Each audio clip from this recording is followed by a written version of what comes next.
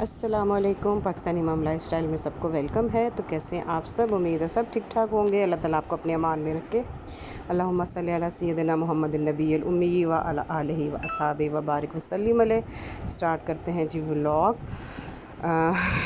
सर्दियों की आमद नहीं है, लेकिन मौसम जो है ना, मौसम की जो सूरत हाल है, शक्ल सूरत है, मतलब जो उसकी सूरत हाल है वो तो अभी भी बड़ी गर्मी है, लेकिन जो उसकी शक्ल सूरत है ना, वो ऐसे लग रही है जैसे सर्दियां ना आ गई हैं। तो ये सुबह का वक्त और ऐसे फीकी फीकी सी धूप है, और जैसे सर्दियों में होता है ना फीकी फीकी ठंडी ठंडी सी धूप, तो ये ठंडी नहीं थी लेकिन फीकी थी।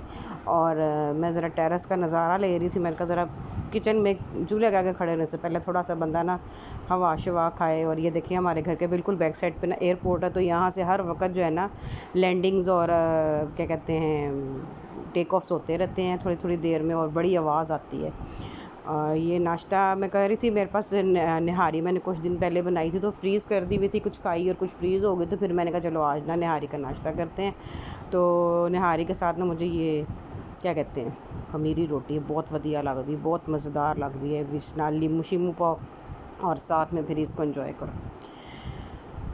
और जी आप सुनाएं, आपके कमेंट्स वगैरह कोई नहीं आते, मैं बड़ी डीमोटिवेट हो जाती हूँ और फिर एकदम से मोटिवेट हो के ना किसी चीज़ से, वो मेरा एक सीक्रेट, वो भी इंशाल्लाह आप लोगों से शेयर करूँगी कि मैं किस चीज़ से मोटिवेट होकर उठती हूँ। तो वो मेरे कुछ ऐसी चीज़ें हैं कि जो कुछ ऐसे ख्वाब होते हैं इंसान के, जो बंदा पूरे करने के लिए ना ये कुछ जद्दोजहद कोशिशें करना शुरू कर देता है। तो इंशाल्लाह वो भी मैं आपसे कभी कभी शेयर करूँगी जब मैं अपने उस गोल के करीब करीब जाऊँगी। तो जी यहाँ पे मैं बना रही थी शामी कबाब बीफ के। तो कुछ गेस्ट वगैरह भी आ रहे थे, तो बना के ही कुछ चीज़ें ऐसे पड़ी हो ना, तो फिर ज़रा फटाफट बंदा आसानी हो जाती है। हांडी रोटी तो होती जान नहीं छोड़ती, वरना भी काम एक्स्ट्रा ही लगता है। तो ये मैं ये बना रही थी। अच्छा जी, मैच्योरिटी का जो हमारा क्या कहते हैं ना मेयार, वो क्या होता है? मैच्योरिटी ये नहीं है कि जी आप अच्छे कपड़े पहन लो और ब्रांड पहन लो और बस जी टिप टॉप बन जाओ, तो जब मुंह खोलो तो जो कहते हैं ना तारा ते बैठे हुए कव्वे भी उड़ जाते हैं। लेकिन जो कुछ आम कपड़े, कुछ लोग आम कपड़े पहन के, प्लास्टिक के स्लीपर पहन कर भी पहन कर जब बात करते हैं तो वो दिल मोह लेते हैं।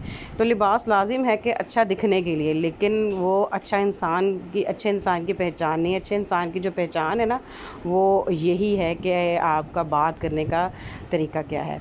तो मैच्योरिटी का एक लेवल ये भी होता है कि आप वजाहत देना छोड़ देते हैं, तो खामोश हो जाते हैं। ज़रूरी नहीं कि आपने बहस करनी है, और किसी बहस में पढ़ते भी नहीं हैं। कोई आपको जैसा मर्ज़ी कहे, बुरा कहे भला कहे, जैसा भी कहे, आप खामोश हो जाते हैं और ये कहकर मुस्कुरा कर आगे चले जाते हैं कि जी ठीक है आप सही कह रहे होंगे।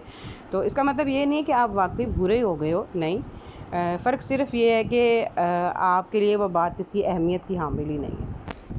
तो ये भी एक मैच्योरिटी का लेवल है। सिर्फ अच्छे कपड़े पहन लेना या मतलब इंग्लिश की फूंशा मार लेना, तो ये हमारी मैच्योरिटी नहीं। बात उतनी करें और बात की ऑथेंटिक इतनी होनी चाहिए कि आपकी बात जो है ना अगला सुने, खुशी से सुने, और आपकी बात बोझ ना बने। आप किसी पे मतलब करें ना, एक तो ना बोझ बना तारी गलना भी ना किसी दोते बोझ बनन। तो अच्छा बोलें, कम बोलें, अच्छा बोलें, और अगर कोई बुरा कह भी रहा है, कोई कुछ कह भी रहा है, तो उसको लीव इट करके आप लोग आके चले जाएं। तो ये मुझे भी इस तरह ये हम सबको करना चाहिए। मैं आप कहेंगे कि बाजी तो बढ़िया नसीहतां कर दी है, नहीं, ये मैं बात इसलिए करती हूँ कि अगर मुझे कोई अच्छी बात पता चल रही है या मुझे कोई सही बात पता चल रही है, तो मैं आप लोगों से भी शेयर करूँ, और यही दुआ करती हूँ कि या अल्लाह सबसे पहले इन बातों पे मुझे अमल करने की तौफीक दे।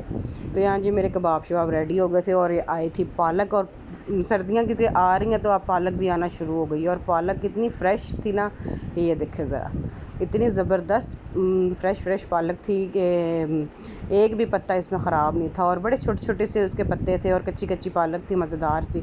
तो ये बनानी थी, मैंने कहा चलो इसको बनाने से पहले ना एक ये पालक हो गए, करेले हो गए, मूंगरे हो गए, इस तरह की कुछ सब्ज़ियाँ ऐसी हैं कि जिनको आप एक दिन पहले रेडी करके रखते हैं तो फिर नेक्स्ट डे ये पकती हैं, वरना फिर नेक्स्ट डे तैयारी करें तो फिर पकाएं तो फिर वो काम पक तो जाता है, लेकिन काम बहुत लंबा चौड़ा हो जाता है और देर भी हो जाती है। तो यहाँ पे जी मैं अब ये पालक जो थी ना इसको काट के रख रही थी। इसको मैं काट के अब ऐसे फ्रिज में रख दूँगी और जब मैं पकाऊँगी तो इसको धो के बॉईल कर लूँगी, क्योंकि मैंने नेक्स्ट डे ही पका लेनी थी। मैंने इसको लंबा चौड़ा फ्रीज़ नहीं था करना, तो फ्रीज़ करने का कोई फ़ायदा भी नहीं है। आजकल फ्रेश सब्ज़ी आ रही है, इधर लाओ इधर पकाओ और बस, फ्रीज़ करने की कोई ज़रूरत नहीं है। थोड़ा टाइम लग जाता है, लेकिन जो फ्रेश सब्ज़ी खाने का मज़ा है ना, वो फ्रीज़ का मज़ा नहीं आता। तो फ्रीज़ तो बंदा वहाँ करें जहाँ पे आपको कभी कभी कोई चीज़ मिलती है। मेरे व्लॉग्स पे आप लोग अपने कमेंट्स ज़रूर दिया करें, मेरी हौसला अफ़ज़ाई ज़रूर किया करें। हर अपने व्लॉग में आप लोगों से कहती हूँ, और आप जो जो करते हैं उनका बहुत बहुत शुक्रिया, और अपनी दुआओं में ज़रूर याद रखा करें मुझे, मेरे घर को और मेरे अहलो अयाल को। व्लॉग अच्छा लगे तो लाइक, सब्सक्राइब और शेयर माय चैनल। अल्लाह हाफ़िज़।